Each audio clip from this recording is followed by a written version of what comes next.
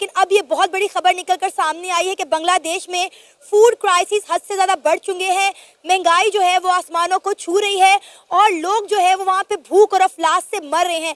लिहाजा इंडिया के दिल में पता नहीं क्या बात आई है कि इंडिया ने बांग्लादेश को 25,000 टन चावल भिजवाए। ऐसी तलवार है जिसके चलने से पहले ही दुश्मनों ने जो दीवार गढ़ी थी और वो वक्त गुजरने के साथ अब ढह रही है। पाकिस्तान और बांग्लादेश के दरमियान बाहमी एहतराम और मोहब्बत भरे जज्बों के साथ दोस्ती के नए इम्कानात पैदा हो रहे हैं। लेकिन एक सेकंड, भारत बांग्लादेश को चावल भेज रहा है और बांग्लादेश के समाचार पत्रों ने आज यह प्रमुखता से छापा कि 25,000 टन चावल वहां पहुंच रहा है। खाने को खाना नहीं है तुम्हारे पास, चावल है नहीं इनके प्लेट में, चावल की भीख मांग रहे हैं, फिर रिबेल कर रहे हैं। जब भारत से पंगे लेने हैं, भारत से मालिक थोड़ा सा चावल दे दीजिए। एकदम चल रहा है कि मालिक दे दीजिए थोड़ा सा, और उसके बाद जो है नहीं तो पेट नहीं भरेगा हमारा रात में। आज थोड़ा सा बचा हुआ है, 11 टन या कुछ ऐसा बचा हुआ बस थोड़ा सा।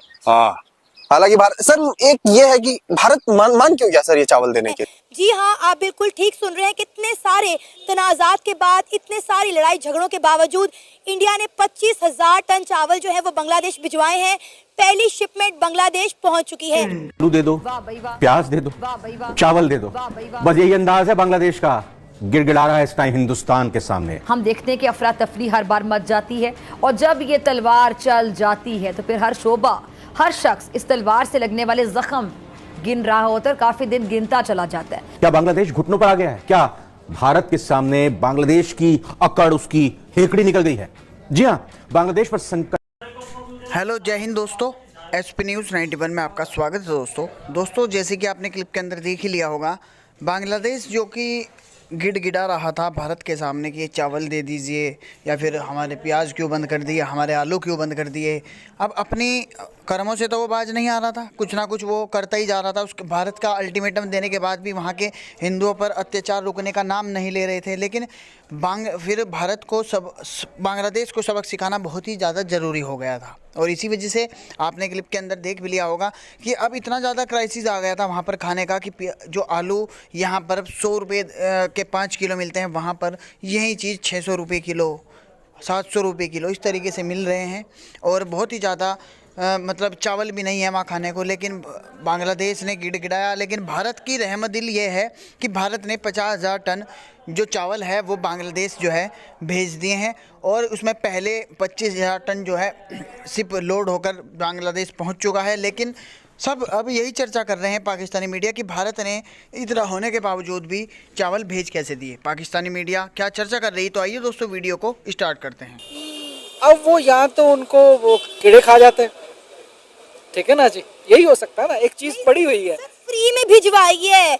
मतलब अफ्रीकन कंट्री से भी इंडिया ने पैसे नहीं लिए, उन्हें फ्री में भिजवाई हैं।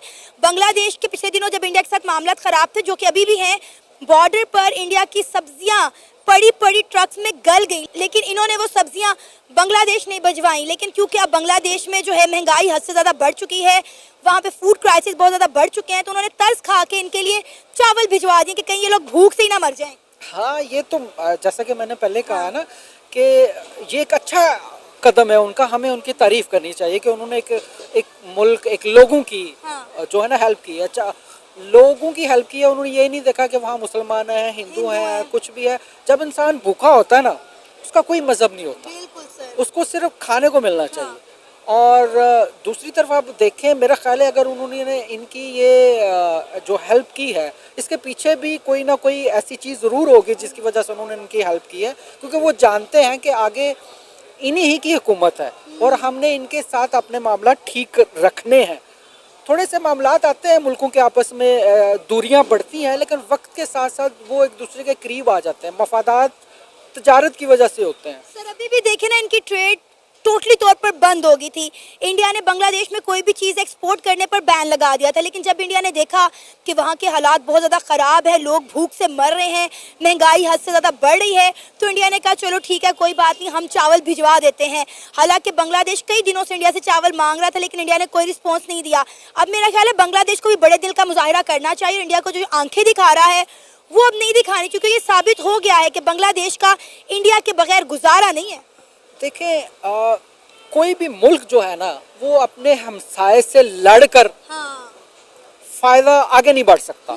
अब देखें ना, हमारी मिसाल ले लें, हम इंडिया के साथ उस वक्त से हमने सिंह फंसाए हुए हैं जब तक हम दोनों अलहदा हुए हैं मुल्क, ठीक है ना जी। 1947। हाँ, अगर ये वो सूरत ना होती और ये दोनों एक होते, तजारत कर रहे होते, तो आप देखें ना, वो बॉर्डर है उसके पास जो है वो कितनी सस्ती चीज़ें हैं, और जो ही आप इस तरफ आते हैं तो महंगाई के अंबार है यहाँ पर। उसका किसान खुशहाल है, हमारा किसान जो है वो उसका बेड़ा गर्क हो चुका है।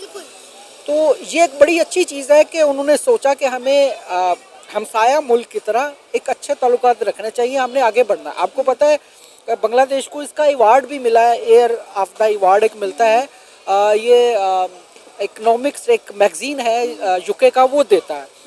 उनका क्राइटेरिया ये है, वो देखते हैं कि 200 ममालिक हैं, उनमें से कौन सा ऐसा मुल्क है जहाँ पर बहुत ज़्यादा डेवलपमेंट हुई है, चेंज हुई है, उसने बहुत अपने आप को बहुत जल्दी चेंज किया है। अच्छा, तो वो इस सारे खित्ते में अगर आप देखें इस साल में, तो वो सिर्फ एक बांग्लादेश है।